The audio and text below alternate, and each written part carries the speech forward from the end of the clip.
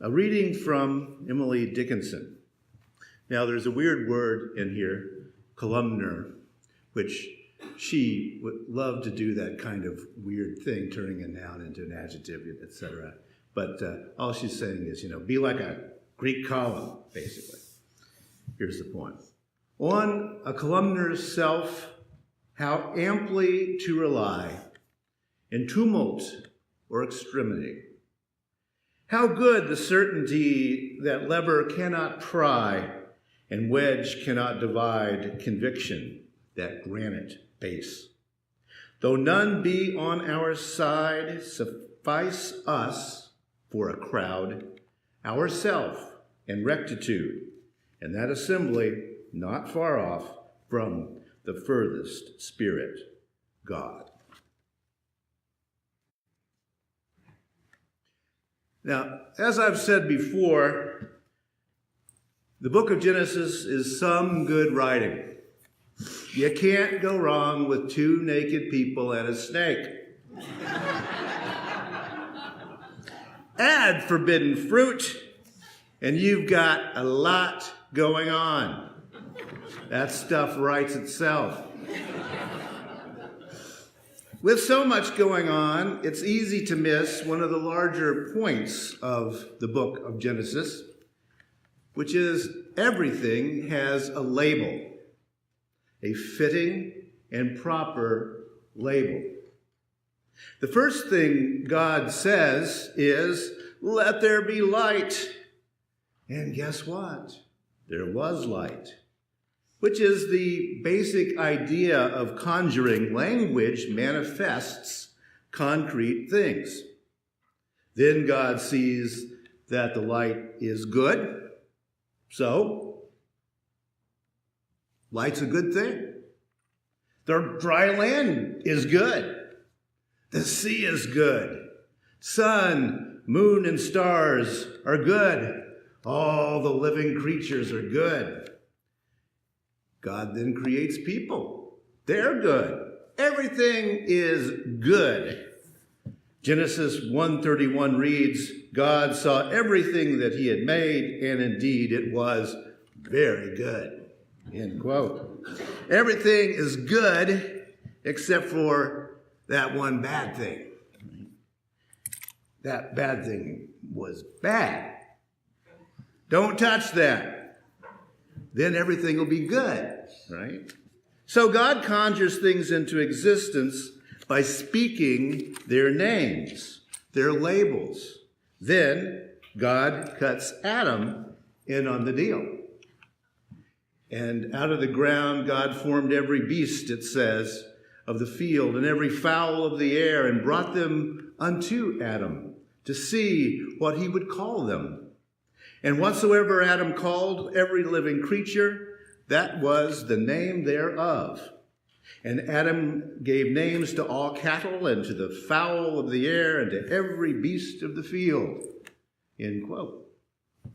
Bob Dylan wrote a song about it. One verse goes, Adam saw an animal that looked like to snort, horns on his head, and they weren't too short. It looked like there wasn't nothing that he couldn't pull. I think I'll call it a bull.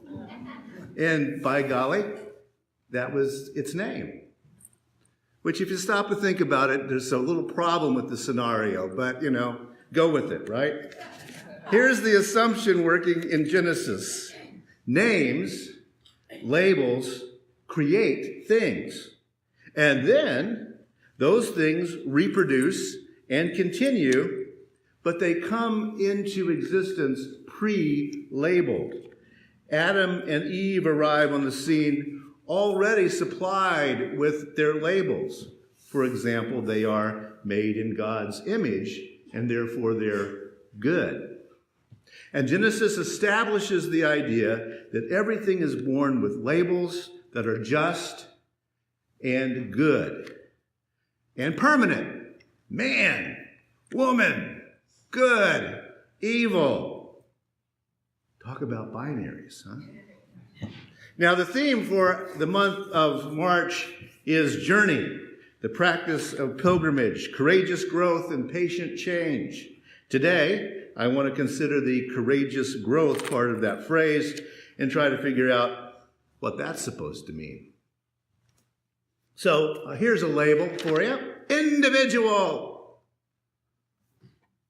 Individual liberty, individual freedom, individual choice, individualized, individualism, authentic individual. You're an individual, I'm an individual, we're all individuals. In Western societies, that's a big deal. Emily Dickinson says it well. Suffice us for a crowd, oneself in rectitude. All you need to know is that you're right. We all know what individual means, right? But here's the thing. The word individual didn't develop its current meaning until after the year 1600. And I repeat, the individual is a concept that is now embedded in Western society. That's one of the reasons the Chinese government is so wary of Christianity growing in China. They see Christianity as a Western system that teaches and produces individuality and individualism. The word comes into English from Latin via the church. In means not, and dividius means the same thing as it does in English. You can't divide it. In the church, they were talking about God being indivisible. But let's go back to 1600. Why then? What's up with 1600? The word as we now use it in English does not appear until after that thing we call the Protestant Reformation. For example, in ancient Greek and Roman philosophy, the philosophers don't talk about being an authentic individual or anything about individuality. They talk about how each of us can achieve virtue. But for ancient philosophers, virtue exists as a social value.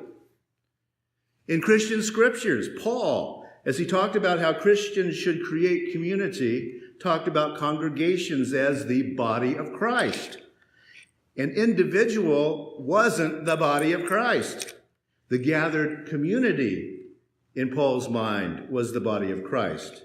Individuals were teeny little parts of the big body. Then came Protestantism and its focus on a personal relationship with the divine.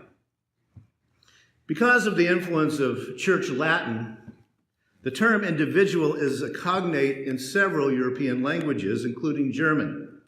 And the 18th century German philosopher Hegel was very wary of the concept of individuality.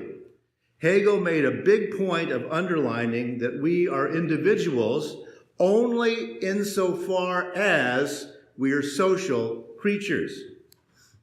So here's Hegel's thinking. If you don't know what other people are doing, you can't agree or disagree with them, can you? You can't rebel if they don't believe something else. You can't follow a different drummer if there isn't another drummer out there, right? It isn't an accident that the word individual took on its current meaning after that Protestant Reformation. The new Protestantism taught that no one needs a mediator between themselves and God. The assumption was that each of us has an inner light or an inner voice, a subjective reality that can communicate directly with Jesus, God, the divine, and therefore the truth. Just as last week I made the point that the commonly held attitudes about democracy are actually mostly reheated religion and religion coming out sideways, individualism and the search for one's true authentic self is also religion coming out sideways, Protestantism. Now, as I see it, there are at least two types of personal individual authenticities that we can explore as we courageously grow. One is about what you want to be, and the other is about what you must be. Now, personally, I've worked on what I want to be.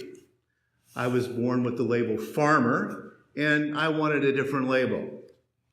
But I have 2 GLBTQ kids, and I've seen the struggle to be what you must be, though personally, I've only had 1 challenge out of 2. I think it's helpful to think about that distinction, which I'll come back to. For me, I was a farmer, and I wanted to be a poet. This, I felt, was the authentic me. That label would express my individuality. Now, I once had a dentist he was in his early 50s, and he once said to me, "You know, I sure do resent that 20-year-old kid I was who decided I have to be a dentist all my life." Now, think about that. And it's kind of sad, isn't it? But back to me. While I was in high school, I ran out and bought Bob Dylan's Desire album as soon as it hit the record stores. I'd been reading a lot of the beat poet Allen Ginsberg's work, and I knew that Ginsberg had written the liner notes for that album, and I wanted to see the latest news from Allen Ginsberg. Now, the album's title, Desire, was at that time the most frequent translation of Buddhist texts into English of the Pali word tanha, which nowadays is usually translated as craving or thirst, but in those days, desire. The idea is that the wheel of samsara is driven by desire or craving or thirst, the wheel of our existence in this world. My tanha, my desire at the time, was to acquire a new label by getting off the family farm. As I phrased it in those days, getting a job in the air conditioning. And I wanted to go to college, which didn't look all that likely at the time. Here's a little of what I read in Ginsberg's liner notes to that album. Quote, "But remember, good anarchists, to live outside the law, you must be honest. Drunken, aggressive beer bottles will never redeem anybody, but clear, conscious song can." End quote. And that's vintage Ginsberg if you've ever read any of his work. Now, I desired to hang out with the revolutionary poets who were changing the consciousness of America, as I saw it anyway. I wanted to be a revolutionary poet. However, in those pre-internet days, you couldn't just Google map something and find where it was. So then, as I looked at those notes, I saw at the bottom of the liner notes, Allen Ginsberg, co-director, Jack Kerouac School of Disembodied Poetics, Naropa Institute, Boulder, Colorado. And so revolution suddenly had an address and a name for me, and I set out to follow my desire. But I'll be talking about pilgrimage later in the month. Now, the Greek word authentikos means genuine.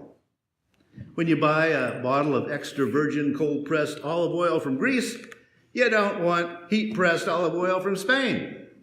We want it to be authentic, genuine. Now, the dominant assumption in Western societies is that genuine, authentic, is a good thing for an individual to be. Nobody wants to be a fake, or as we called it back in the punk days, a poser, or just another face in the crowd. Most of us want to be in that place Emily Dickinson expresses, ourself in rectitude. Now, a few weeks ago, I considered what I think is the first shot in the war of authenticity among Protestants. That was from the British Puritan poet John Milton, his 1644 publication, Areopagitica. In that work, Milton says, a man may be a heretic in the truth, and if he believe things only because his pastor says so, or the assembly says so, without knowing other reason, though his belief be true, yet that very truth becomes a heresy. That's a little complicated, but he's saying if you haven't proved a truth yourself, you're a heretic to believe it. Subjective truth. Milton was a Puritan. As I mentioned last week, the Puritans were gearing up to overthrow the monarchy and justify killing their king. It began with Milton's propaganda, and the resulting Civil War produced some really far-out groups. The Diggers, for example, were anarchists. The Quakers, they actually quaked in those days. The Muggletonians, followers of Ludowick Muggleton, which is where J.K. Rowling got the term, don't you wish you'd listened better in history class, right? And my favorite is the Ranters, who not only ranted loudly in the streets, but were free love advocates and often nudists. Yes, we're talking the 1640s. They were following the logic that we all ought to share what God gave us. Things got real in the English Civil War. And a serious lesson there is that there were and are many ways to be authentic. Another huge authenticity outbreak occurred in the time many call La Belle Époque, the aftermath of the Franco-Prussian War. And again after the First World War with, flappers and jazz and all that, speaking easy. But perhaps the most far-reaching authenticity movement was the countercultures that developed after the Second World War. Those developments drive what we nowadays call the culture wars here in the United States, a big chasm between liberals and conservatives, both politically and religiously. And in our hypermedia world, those ideas have spread to all the four corners, or however many corners the world has. There are lots of varieties that develop out of the Second World War period. On the fringe right, the Hells Angels developed as an expression of authenticity by some World War II vets whose war experience made them utterly nihilistic, and they intended to say and do whatever the heck they wanted, and they expressed their racism and their homophobia and their violence and their need for velocity and drugs and sex and then more violence. That was the right-wing fringe of the time. You could say that the beats that I admired as a kid, better known as beatniks in those days, exemplified the other side of the equation, the left-wing fringe. Diversity, open sexual expression, peace, velocity and speed, yeah, drugs, sex, yeah, and more peace. And on the fringe left, we began to put together those two struggles, and this was to have far-reaching cultural implications. In your order of service this morning, you see SpongeBob SquarePants. I think it sums up authenticity very well. He says, always is bad with directions. Wisdom. Many people no longer believe that they are walking and talking with a Jesus or a God who whispers the truth in their ears. But who nowadays doesn't believe that each of us has an authentic self that we can find somehow? For me, hanging out with my beat poet heroes, it soon became clear that for someone like me to get a good job in the air conditioning, at least in those days long ago, the only place for me was a liberal arts department in a university. So that's what I did. And there were lots and lots of liberals at about that time thinking the same thing. In my lifetime, liberal arts departments have been the locus of thought that's changed the way many of us have lived, and we've really ticked off the right wing. It has been, and it is, in those liberal arts departments that poets and artists and philosophers and sociologists and psychologists and historians and on have rewritten that social contract. African American studies programs came along. Women's studies programs came along. Native and indigenous studies programs. Queer studies programs. And more recently, subaltern studies programs, which is about colonialism from the point of view of the colonized. What a concept. One stream into that river started with a small group of predominantly gay poets back in the late 1940s who said, enough is enough. You are not going to label me, people. We're going to undo those burdens and do and be ourselves. And that's another lesson to be learned, I think. Small, determined groups can do big things. My poetry mentor, Allen Ginsberg, in 1956, a long time ago, wrote a poem in which he merrily went about saying the things that you couldn't say in public and you could not legally print. He wrote, quote, America, I feel sentimental about the Wobblies. America, I used to be a communist when I was a kid, and I'm not sorry. I smoke marijuana every chance I get. I sit in my house for days on end and stare at the roses in the closet. When I go to Chinatown, I get drunk and I never get laid. My mind is made up. There's going to be trouble. You should have seen me reading Marx. My psychoanalyst thinks I'm perfectly right. I will not say the Lord's Prayer. I have mystical visions and cosmic vibrations. End quote. After the publication of the book containing that poem, Ginsberg and his publisher were tried for obscenity, but they won the case. And that began to change the law about what you could say in public and in print. That what Ginsberg published isn't illegal nowadays and that, it's not all that racy, just indicates that how good he was at removing labels. Ginsberg ends that poem like this. I'd better get right down to the job. It's true, I don't want to join the army or turn lathes and precision parts factories. I'm nearsighted and psychopathic anyway. America, I'm putting my queer shoulder to the wheel.